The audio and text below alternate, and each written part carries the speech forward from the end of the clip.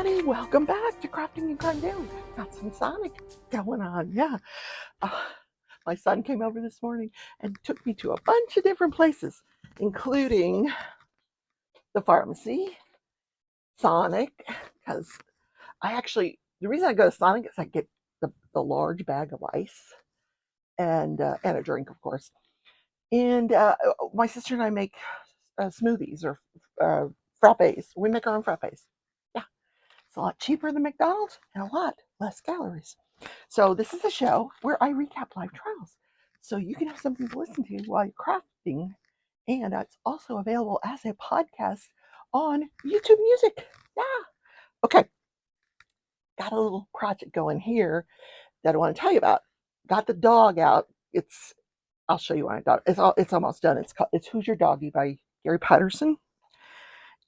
Yeah, Gary Patterson. I finished the logo painting except for one symbol that I ran out of, 5200 ABs. So I've ordered those. As soon as they come in, I'll be able to finish it. I'm gonna get it framed, put it up behind me. So excited. But I've been so into crochet lately. But here is what I'm making. How cool is this mosaic? I'm trying to challenge myself with new things. And I've never done anything mosaic, but how cool is this turning out? It's this hookah yarn, which is Red Heart. And this is a hand-dyed yarn that I got from Hobby Lobby a long time ago. It's a 5-weight. I had to turn it from a hank into a ball. And my sister stayed in the living room like this with, while I put it in a ball. Okay, so let's talk about, first and foremost, the sentencing of Ethan Crumbley. Now, he didn't get sentenced, but the judge did issue his ruling on the Miller hearing this morning. So first, let me explain to you. Ethan Crumbley is the Ute, who 17 years old, who committed the Oxford school shooting. And this is in Michigan. He went into the school. He was already there. He had done this disturbing drawing during math class. The drawing was, sent to the office with him, and his parents were called, and they're like, "You need to get this kid some help." And they're like, "Sure, sure, sure," and they leave, and they leave him in school, not knowing that he's got a 9mm in his backpack. Yes. So that day, that afternoon, he goes and he kills 4 students. So the Miller hearing is for juveniles. He's already pled guilty to the 4 murders and several attempted murders. He's pled guilty.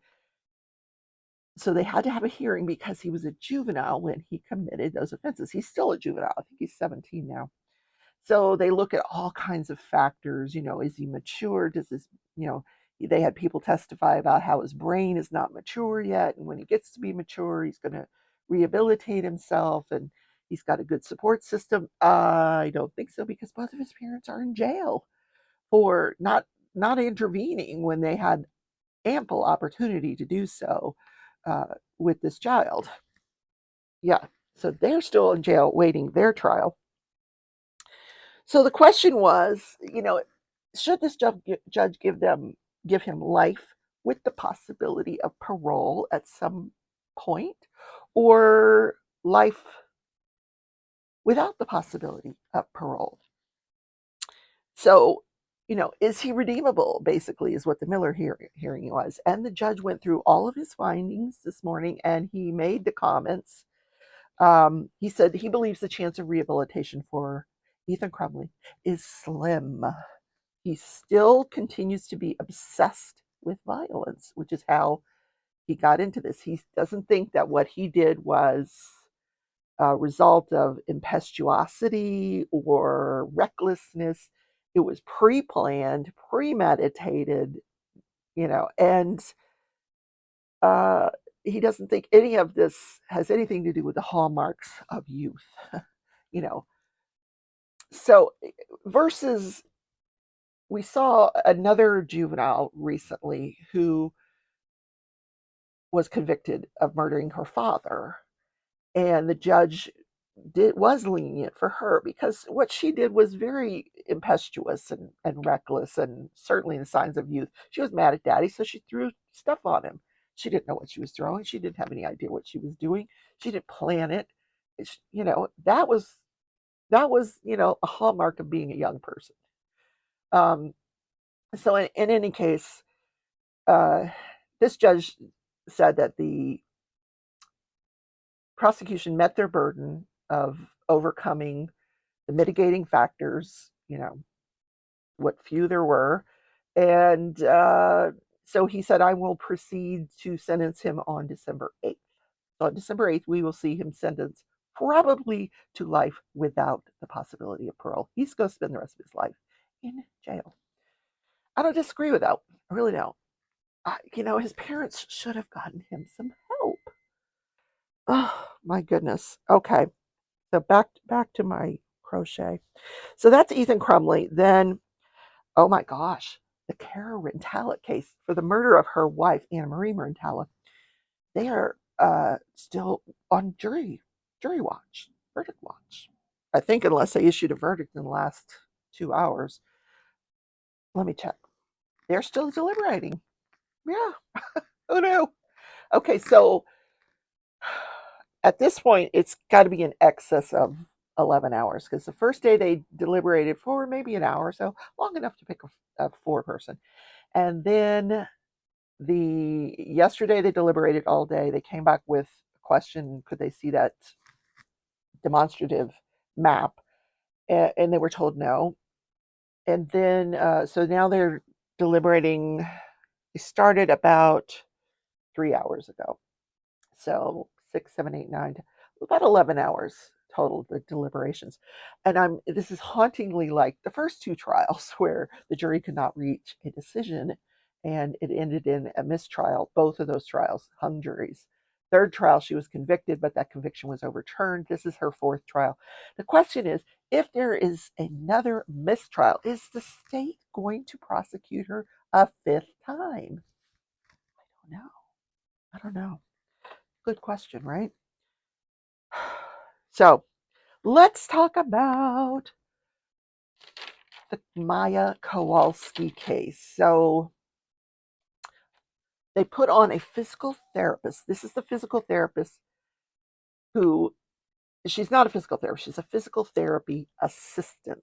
So what happens is you go to a physical therapist and the first time you're there, you see the physical therapist and he does his assessment and plan. And then they throw you to a physical therapy assistant to do the exercises every time you come in. Or it could be the therapist, depending on how big the place is that you're going to. So this was a physical therapy assistant who took care of Maya before, well, it was July of 2016. Okay, so this is after the Mexico trip. So Maya's already had the trip to Mexico. She's improving. She's in this physical therapy. She said when she first came in July of 2016, she was very thin, very frail, very hypersensitive. Her skin all over was very hypersensitive, which we know is a hallmark of this pain syndrome that she has. So she said that Maya was very, very committed to this process. She wanted to get better. What is wrong here? Come on. Can I crochet and talk at the same time? I don't know. Maybe. Maybe not. I don't think I can. In any case, this is going to be so cute. Oh my gosh. Look at the back side of it. Yeah, that's the front. Okay. So they went through several different visits and different exercises that they were doing with her and showed pictures of how committed she was. And she said, she was starting to sit up pretty well without the assistance of pillows to prop her up in the wheelchair. That her trunk and core were getting stronger. She was able to like hold herself in that position instead of like just, you know, leaning into it. And she was very close to getting out of the wheelchair. She said that Beata was not controlling, although it didn't sound like she saw too much of Beata. It sounded like Jack, who, see, Beata was a nurse. She was still working. She's an infusion nurse. She was doing home health. She was still working. Jack had retired. So Jack would bring Maya to these physical therapy, and he'd drop her, and then he'd sit out in the waiting room, and sometimes he'd watch, and sometimes he'd take pictures if he saw something cute. So, yeah. Then she was seen. Her last visit with the physical therapist was 10 days before that October admission where she was taken away from her parents. And then after she gets out of the hospital, she resumes her physical therapy with this therapist assistant. And uh, she said it was worse than, she was way worse. Her condition was way worse than when they first started physical therapy the year before in July of 2016. Because now we're in January of 2017, after 3 months of hospitalization with the defendant, John Hopkins Children's Hospital. She said it took them 9 months to get her back to where she was before that October admission. Yeah, she said she's always in pain. She was always in pain, but she was committed and she would work through it. So sad. This whole thing is just so sad.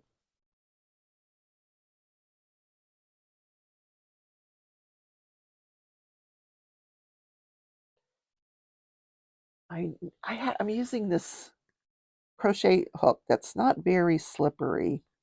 I need to get one of my favorite ones out. I'm not liking this one.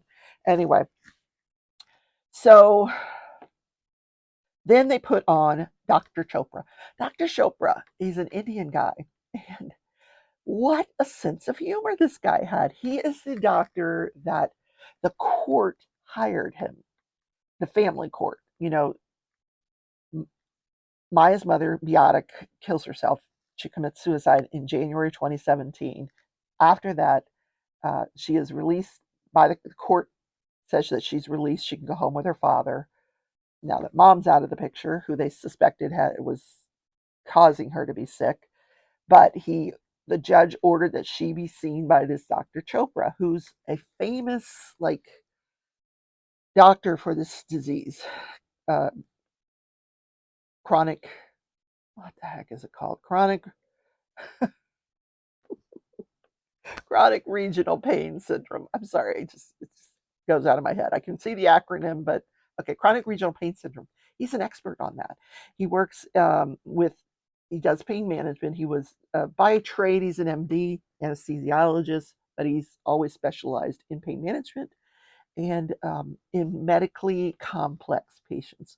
So the family court, asked him to examine Maya and give the court his opinion. And his opinion, after examining her, they flew up to Rhode Island, and he examined her, and he said, yeah, she's got this syndrome. And he went over all the criteria. He says it's pain that cannot be explained. He said this is like the worst pain someone will ever have. He said it's worse than childbirth, it's worse than amputation.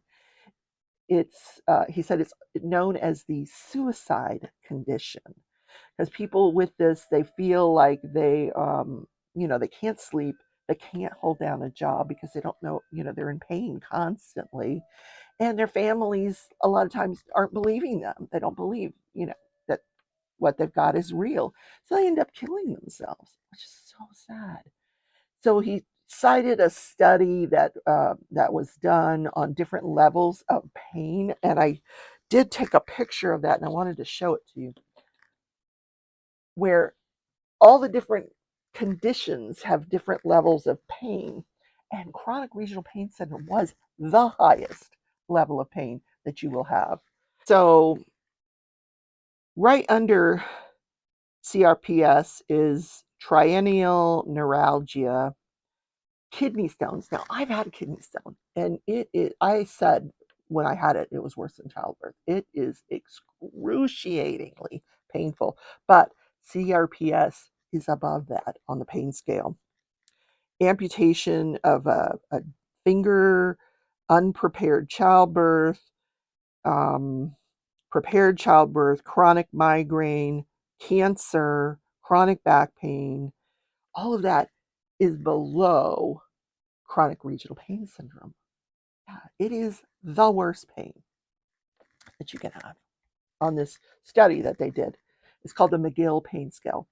So, other signs and symptoms that he would look for are temperature differences, like the affected limb, because it can be in one of your extremities, both of your upper extremities, one of your lower extremities, both your lower extremities, or all four. Poor Maya had it everywhere, everywhere. Um, which is why they call it regional. But some people, hers was a very, very bad case, and still is. She still has it. He looks for color changes, like what the affected side might be redder than the other side, and he had pictures to support all this. Lesions on the skin, and he showed one of the lesions. It actually looks like a scratch, but he explained it's not a scratch. It's just a series of tiny little blisters. These lesions that they get. She said that they'll have changes in their hair, either more hair or less hair. They have very brittle nails, and they have the dystonia, which is where her feet turned in. Like if it's in your upper extremity, sometimes it's like this extreme contraction, that your muscles do. Um, and sometimes it can be with tremors, sometimes it can be without. So he said she had all the hallmark signs of this disease. So he told the court, yes, this is what she has. So that's why Maya was released to the custody of her father, and why we're in the courthouse now saying that she was falsely imprisoned.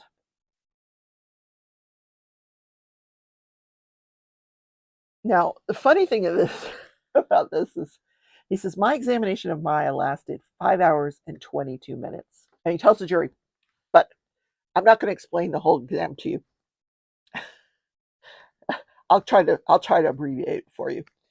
And then the plaintiff attorney, I don't like this guy, I really don't. He kept interrupting him. And the guy said, okay, it's $1. Every time you interrupt me, I'm charging you $1.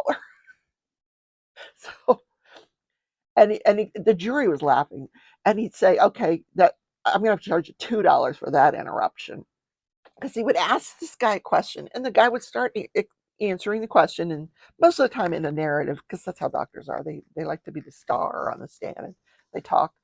And he would be like the plaintiff attorney would be like walking around talking to his other attorneys, like, where's this exhibit? Where's that exhibit?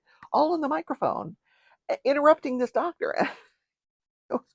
He says, I'm getting rich up here. Just keep interrupting me. Weird, weird. Yeah, I don't like that attorney at all. And he said that ketamine is a well-known treatment for CRPS. He says, in fact, it's a well-known treatment now for a lot of things. He says, nowadays you will see paramedics that carry ketamine with them. It can treat an asthma attack, um, a lot of things. He says, one of the reasons she was requiring such high levels of ketamine is because she was on steroids for her asthma. And he was critical. He said the doctors at Johns Hopkins fell below the standard of care. They should have known that the use of steroids enhances your need for pain medication. Like, you're going to need more pain medication because you're taking steroids. Now, there's a whole chemical thing that happens that I'm not going to explain. But these doctors should have known that. That's why she was on getting such high doses of ketamine, not because mom was insisting that she had some fake disease. So he also said the treating doctors fell below the standard of care for not giving her ketamine, because she got it in the ER, but not in a dose long enough, effective enough that it would do anything. But while she was staying there for the next 3 months, the treating doctors would not give her ketamine. And the judge in the family court ordered, when she went back to live with her father after her mom killed herself, that she never get any more ketamine. And she had a very bad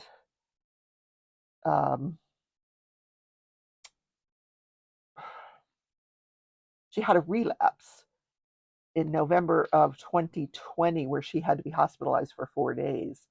And this doctor said, this is not just like a relapse, like, oh, he said, it's just like it was in the beginning. The pain is horrendous. So you've got to treat the pain. So that is where I ended with Dr. Chauffeur. So there's more to come with this. I'll probably do a Saturday show tomorrow because there's more witnesses I need to listen to.